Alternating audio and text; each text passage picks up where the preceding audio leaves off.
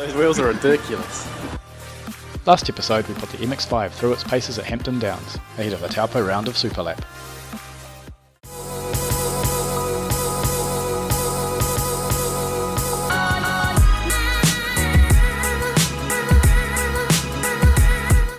The Taupo round is the second in the Superlap series, but the first for us. The event spans 2 days over the weekend.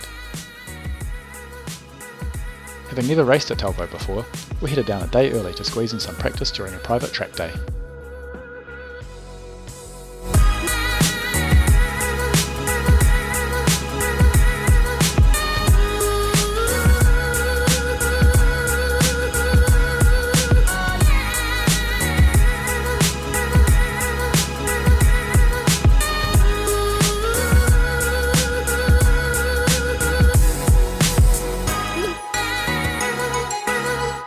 We secured entry for the remainder of the day, which meant Barend could get in a couple 15-minute sessions ahead of tomorrow's Superlap round.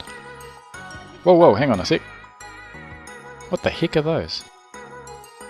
Oh yeah, let's rewind a few days. So today's mesh is trying to create some gannards here in the front. The idea of this is that it will deflect the air over the tyre instead of hitting the tyre straight on, which should decrease the drag, but I'm not entirely sure because the angle of attack on that gannard is quite severe.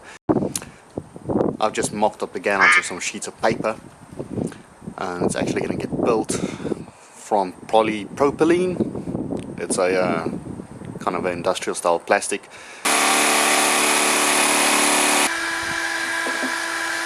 With my trusty bendy tool. Yes. This is going to bolt to the bottom of the splitter using the same bolt I'm using for this turnbuckle. I'm going to add some bracing on the back end of it, bolting down, and shouldn't be as wobbly after that.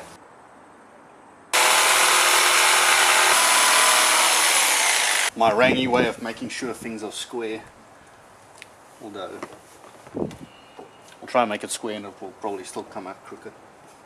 And probably one over here, and that should stabilize the canard from the bottom end.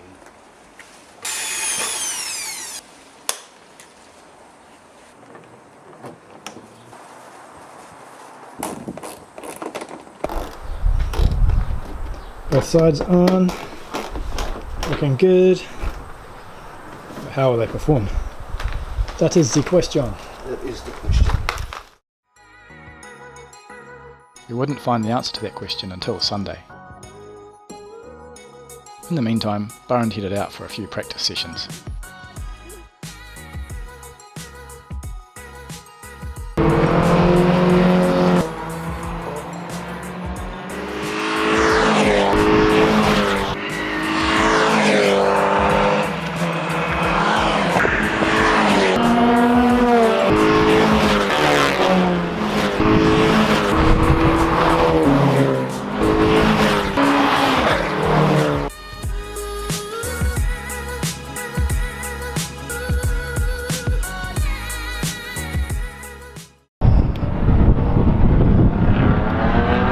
Half surprised, dude. This is a f***ing awesome track. No problems? No mechanical problems at least? No mechanical. The charging thing turned itself off. Oh, cool. No rego for weight savings? No, it fell out. By cornering too hard. What are the times? 1:54. Yeah, I think it's still 2 seconds in it. Before things got crazy busy on Saturday, we decided to get the car scrutineered.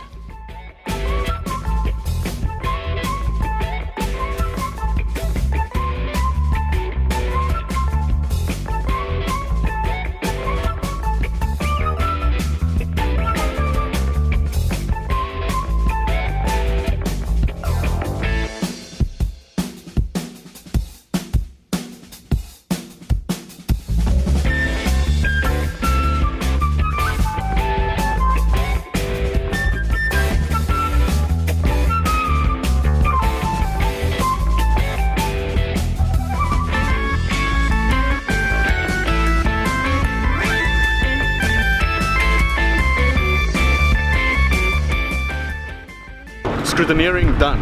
I'm barely legal. Like that, you know those movies? Okay. So he passed you, but gave you a warning for the... Yeah. For the wider gamut, yeah. Trim the splitter a little bit. We'll see. We'll see for the next round. Yeah.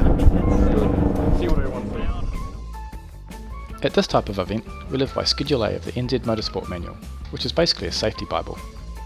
By following the manual, you can ensure that your car and safety gear comply to current standards. It's a good idea to give it a read, so you know the rules of the game. Get yourself a logbook too. This will lessen the frequency of scrutineering checks.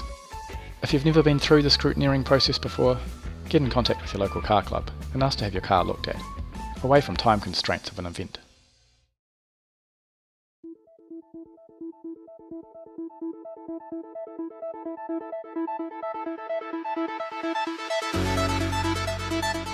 Day 1 wasn't set to be overly eventful, with just the one session planned.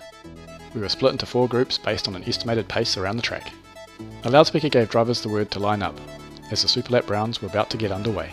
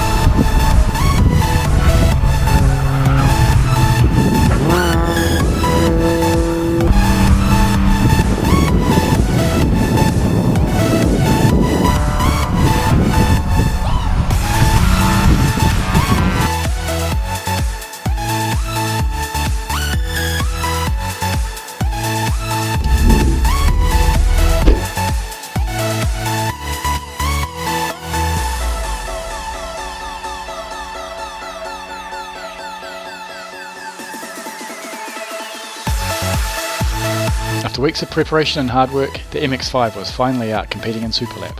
It was an awesome feeling. We were stoked.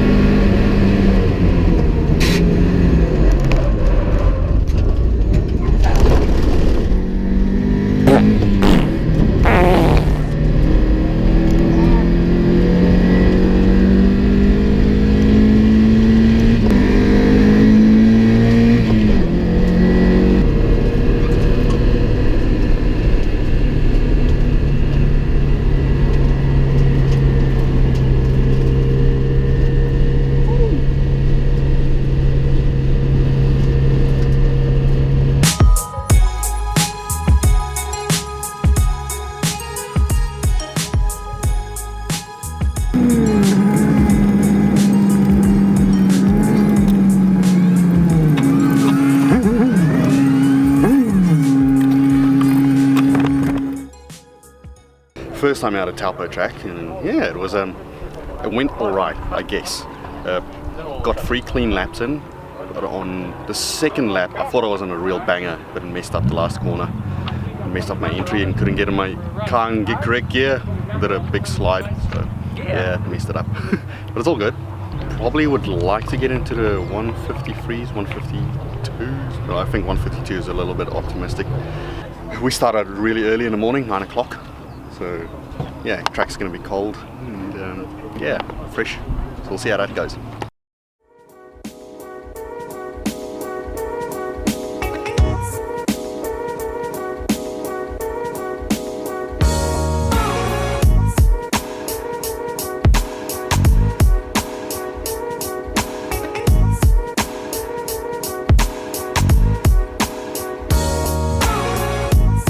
After a great first day, a good night's rest and a change of underwear, we were back. The Superlap group was set to go out first.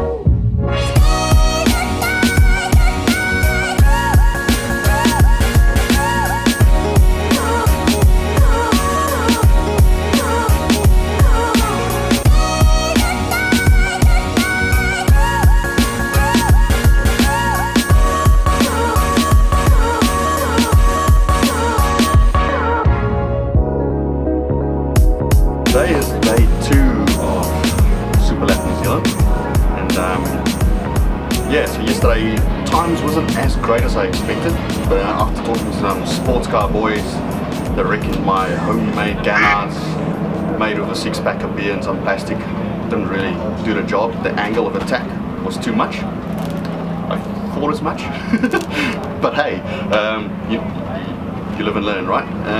So recommend I just take it off. It's actually just scrubbing off my speed, and because I don't have that much power, you know, speed is everything. So yeah, moved the rear Ganars. Then I spoke to one of the other guys, Dion. He drives a Integra, and he reckoned I should up my tire pressures. So I'm probably not getting enough temperature into the tires for Superlap, because you basically have 1 lap to warm up and 3 laps to pump out a decent time. So therefore, upping the tire pressures, which is put the tires into its zone quicker. So yeah, did that today, and I think it paid off. So I dropped basically a second off my time from yesterday, so it's really good. So I'm now in the 152. There's 4 sessions remaining for the day. Unfortunately, one of our competitors, Joe, I think he's fallen out. He's got a broken ball joint, so that's sad to see. You never want one of your competitors having trouble. Joe's wife was also competing at Superlap. In contrast to her husband's car, hers was very well behaved. My name's Petria, but most people call me Peach, and I drive a Honda Civic along with my husband. We form Team Engineered to Feel, or ETF. It's an EK9 N1, so it's a lighter chassis than your standard EK9, and it's powered by a K24, running around about 180 kilowatt at the front wheels. Yesterday I did 149.1, so I was almost breaking through to the 148s. Today I've been a little bit slower. Joe's got a B18 powered EK9, or EK3 rather. Yesterday was running really well. He put down a 150.3, which he was very happy with, having done 151s previously. Fortunately this morning he popped a ball joint on track, which he's repaired, and now he's having distributor issues. So unfortunately for Joe, the car's just not playing ball, but that's motor racing, so he's still in good spirits.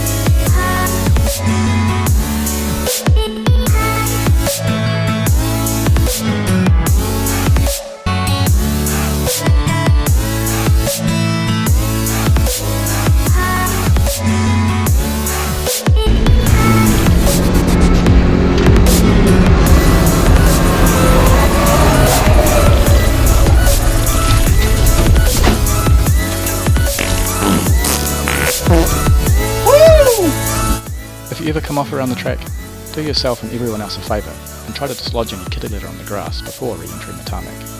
This will save you from having to get out there with a broom.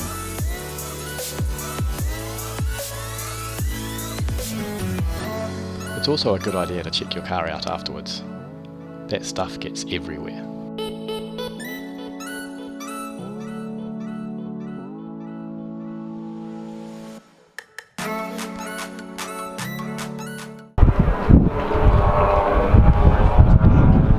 Track? No, it's above like 5,500 RPM is just dead. Oh, okay. Yeah, so it's I think the battery's not charging. It's just not getting enough power. So at a higher RPM, yeah, it's like it's just dead. So.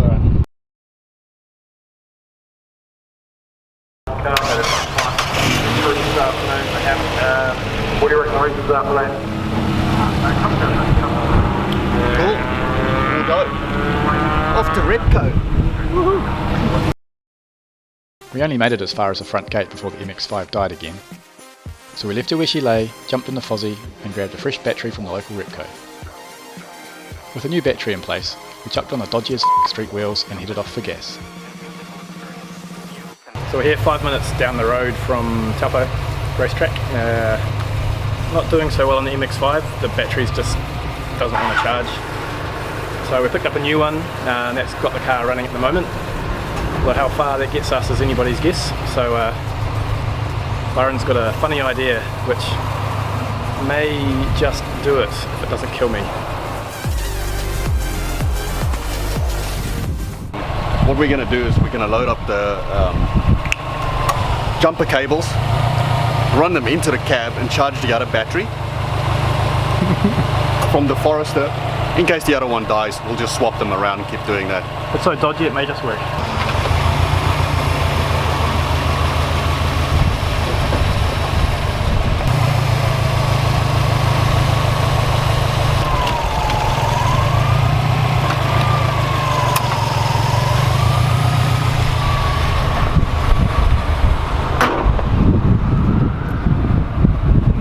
Yeah, I might put something over top of that so I don't sneeze and it sparks.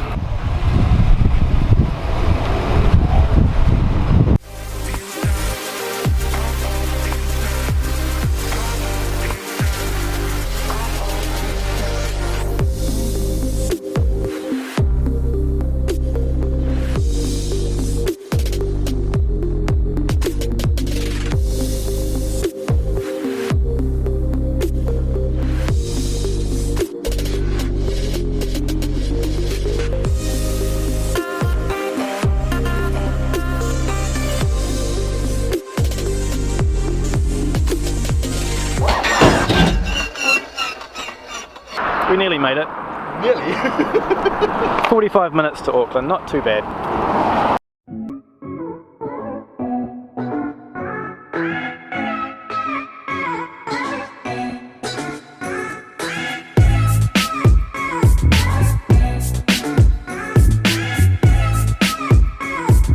We made it home. The charging system in the MX5 failed.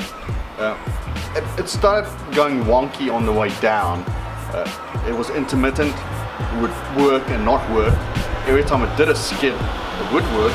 And we made it as far as Hampton Downs, just past Hampton Downs racetrack, which is around about 240 k's before it completely died.